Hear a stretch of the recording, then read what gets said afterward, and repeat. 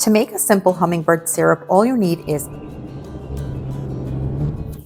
Hi, it's Steph, and it is finally time to plant up my front porch pots. A few weeks ago, I had shown you a video where I had decided that I wanted to have an arrangement of clustered pots coming up my front porch. I think it creates a really pretty kind of entryway garden, and I really like the look of it. So I have collected a couple of plants that I'm going to go ahead and plant into these pots today, and let's do that together, and I'll show you what it looks like. It looks like there are a lot of plants and a lot of pots here, but we're going to start planting things up and playing with the arrangement and seeing what we're going to keep and what we're going to move out. My tulips are now starting to bloom and looking really lovely. The daffodils in the front here have been blooming for a couple of weeks, and we've been lucky. The temperatures have stayed around 50 degrees Fahrenheit, so it's helping the tulips and the daffodils and everything stay really fresh and beautiful for longer. And now that we're mostly past many of the overnight frosts, I feel pretty confident about planting out some of the plants that I started from seed. So I have some pansies and some alyssum, both of which are really cool tolerant, and I'm going to go ahead and use them in these planters. Now, the pansies were really easy to grow from seed. This was my first year growing them. I will say that they're really slow to grow. So I started them in February this year. Next year, I will start some in January, so that by this time in April, mid to late April, they will already have some blooms on them. So that's what we're going to do. I also don't love buying a lot of spring plants because spring annuals are so short-lived. They're only in your planters for a month, month and a half until it gets warm, and then they start to peter out. So what I rather do is buy perennials, and I actually picked up a few perennials at Lowe's just last week when they were having their 2 for $10 sale. And here's what I picked up. 3 colors that I think will look really complementary to the tulips and things that I already have growing: pink, white, and purple. So in purple, I have one of my favorite perennials in my garden. I would say this is probably one of my top 5 for how long it blooms. It is full sun, and the pollinators absolutely love it. This is butterfly blue scabiosa. This is a short-lived perennial. Where most perennials will return year after year for many years on end, a short-term perennial or short-lived perennial will only return for 2 to 4 years, and then it will stop returning. But I love it so much that I don't mind replacing it. It has these really beautiful lavender flowers. They bloom for a really long time, from mid-spring until your first hard frost. So really love this one. So I picked up 2 of these. I also picked up a perennial that I really fell in love with last year, and that is Iberis, or candy tuft. And this is going to fill in the gap for my alyssum until it starts blooming, because the alyssum has clusters of white blooms. I'm growing the carpet of snow alyssum, and this white candy tuft I think looks really beautiful. So I picked up 2 of these, and a mini carnation, also known as dianthus. Now, the dianthus I picked up in pink, and I think that these colors will look really pretty together. Dianthus is also one that blooms pretty long, and then you can deadhead it, shearing it back after its first flush of blooms, and then you'll continue to get more sporadic blooming. So let's go ahead and get these planted and play with this arrangement some. The other really great thing about using perennials in your containers or your arrangements is that once you're done with them, you can go ahead and use them out in the garden, which is wonderful. So you spend the money once and you have them for many years, where an annual will only last, that short period of time.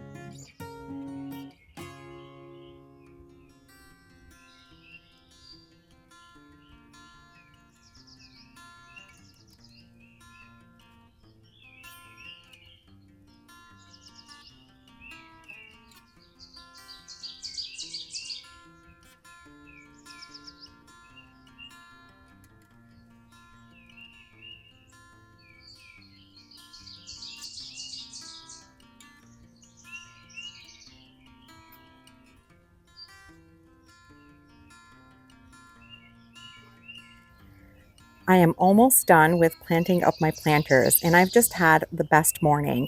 I'm just feeling so grateful and content. It is so nice and crisp out here. The birds are singing. It's just so peaceful, and this is absolutely one of my favorite things to do, is to plant in my garden in the early hours of the day. So as I was working, I started to kind of think about the arrangements and the number of planters that I have out here. And I'm thinking that I might eliminate this set here, those faux bois or faux wood planters that kind of look like birch logs or trunks, because I'm liking the way that they're looking already, and I feel like I have enough, right? There's enough there. There's a pretty good amount of planters with beautiful blooms leading up to the front door. So my thinking is that I will take those away, and in the two larger white pots that I still have in the front that need a plant, I have some autumn joy sedum that I overwintered that I think will make a great plant for these planters.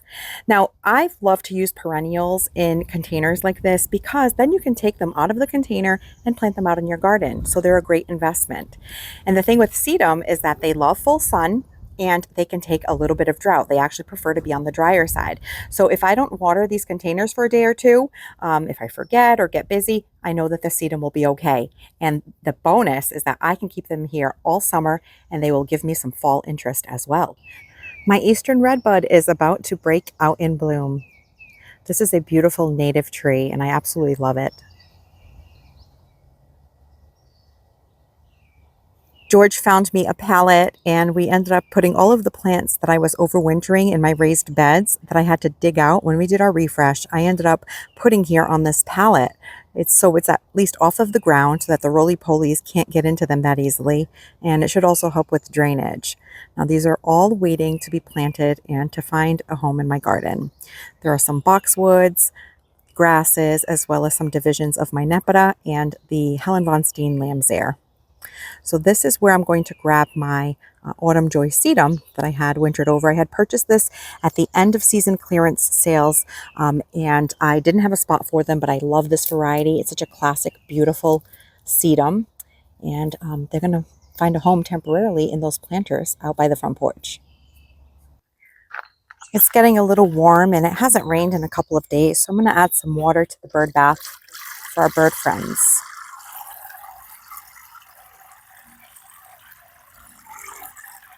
This beautiful shrub is another one that I had to find a home for. I purchased it last season, and it was being overwintered in my raised bed garden. So it moved out a couple of weeks ago, and I found a home for this Korean spice viburnum right here by the gravel path that leads you down to the raised bed garden. This shrub is absolutely beautiful. You can either grow it as a large shrub or train it into a multi-trunk small tree. It has the most fragrant blooms. Right now, as these blooms are opening up, the fragrance is just wafting into the air, and it smells amazing. And even the bloom buds, when they're closed, have the most beautiful coral pink color. I think I'm pretty obsessed with this shrub. I can't wait until it's in full bloom so I can see those rounded bloom clusters. It's just really pretty.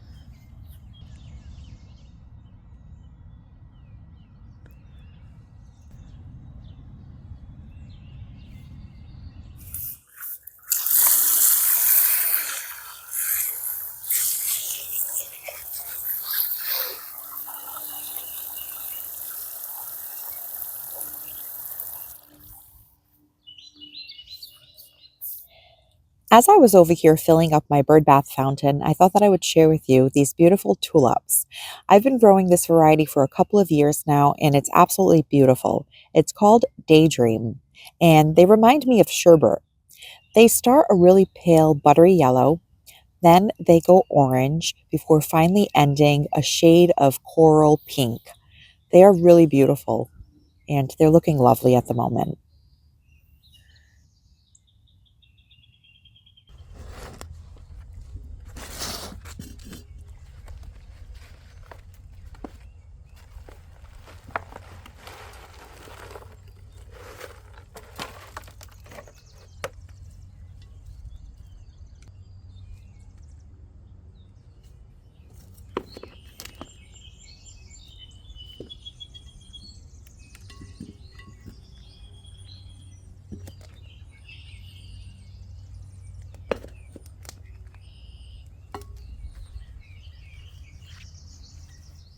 Here's the alyssum that I winter sowed. It's looking really good. I left the cover off, and a couple of nights ago we had gotten some frost, so that's why you see some dark leaves there. But I'm going to go ahead and take it out of here and tuck it in and around some of these plants that we potted up.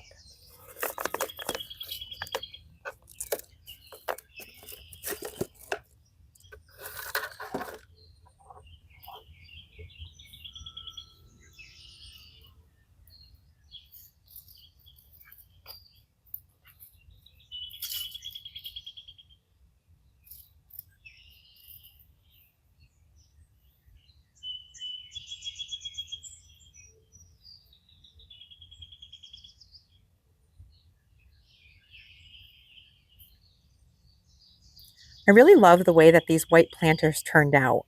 I used a perennial in the center with the autumn joy sedum that I hadn't found a spot for in the garden yet, so they will stay in these containers this season. I also took a division of some creeping jenny or lacimachia that I was growing in other containers around the garden. And lastly, I tucked in some of the alyssum seedlings that we had grown with winter sowing. So just from the use of seeds, divisions of other plants, and perennials that can be later used in the garden, I created a really budget-friendly arrangement that I'm really happy with.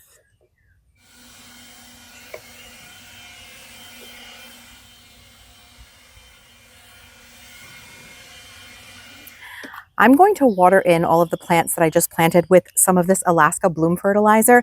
This is going to be especially good for the pansies that I started from seed, so that hopefully they will start blooming and budding up really soon. This is a great fertilizer. I use it all the time on my dahlias and they respond really well to it. So all you do is just shake it up, pour some in your watering can, put in some water, and you're good to go. And I really don't measure it. I just pour a little bit in.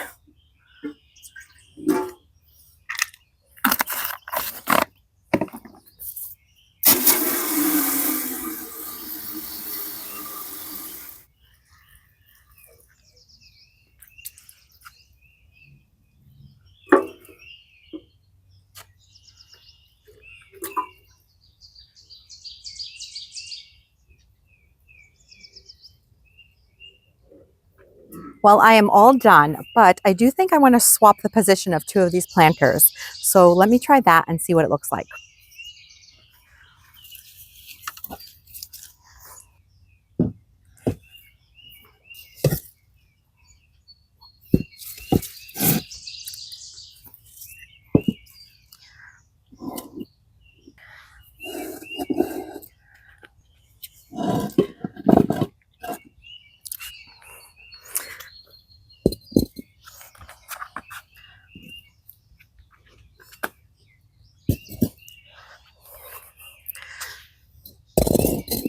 I think I'm happy with this. I could probably keep moving them and moving them, but I think they look pretty good at this point.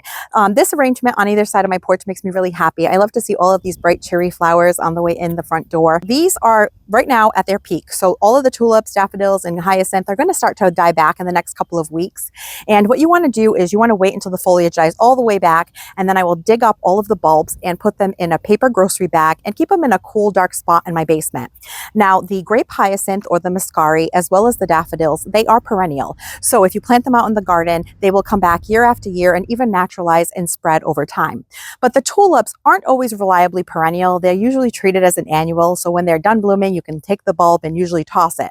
But in this case, these are Darwin variety tulips, which are more reliably perennial. So I'm going to save the tulip bulbs as well and plant those out in the landscape too. But in other news, I just have something really exciting to share with you. I had my first hummingbird sighting of 2024. As I was finishing planting all of these planters and pots, one flew right by and I heard that familiar little buzz and I was so excited. It was a green one. I could see it real quick through the corner of my eye. They're really fast. And while I have a lot of beautiful flowers and snacks for our hummingbird friends in my garden, I also like to make them a simple syrup so that they can come and visit me at my kitchen window. So I'm going to share with you my recipe for a really easy hummingbird syrup, and we're going to put it out. To make a simple hummingbird syrup, all you need is a 1/4 cup of white sugar, and you put it in your saucepan, and 1 cup of water. So it's 1 part sugar, 4 parts water. Then you're just going to medium heat, stir it to combine, Let it come to a simmer so that all of your sugar dissolves. My syrup has now come to a simmer, so I'm just going to turn off the heat and I'm going to let it cool off for at least an hour before I fill my hummingbird feeder with it. Here is some candy tuft that I actually had used in my containers last season, and then when the season was over, I went ahead and I planted them here in the landscape, and they're looking really pretty. I just noticed that my leucojum is blooming. So delicate and pretty. They look very similar to Lily of the Valley, but they're different. They're a spring blooming bulb.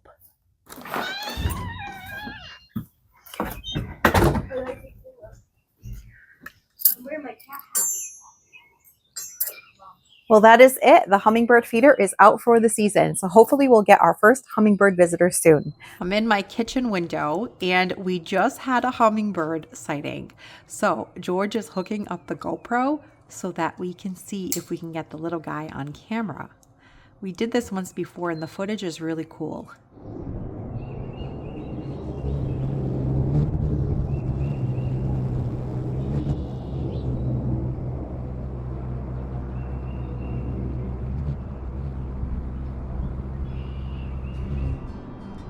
So let me know, did the hummingbirds show up where you are yet? And do you make your own syrup? Leave me a comment below. Thank you so much for spending your time with me, and I'll catch you in the next one. Thanks for watching this video. If you liked it, please hit the thumbs up button. And please consider subscribing so you don't miss any of my future videos. And we'll see you soon.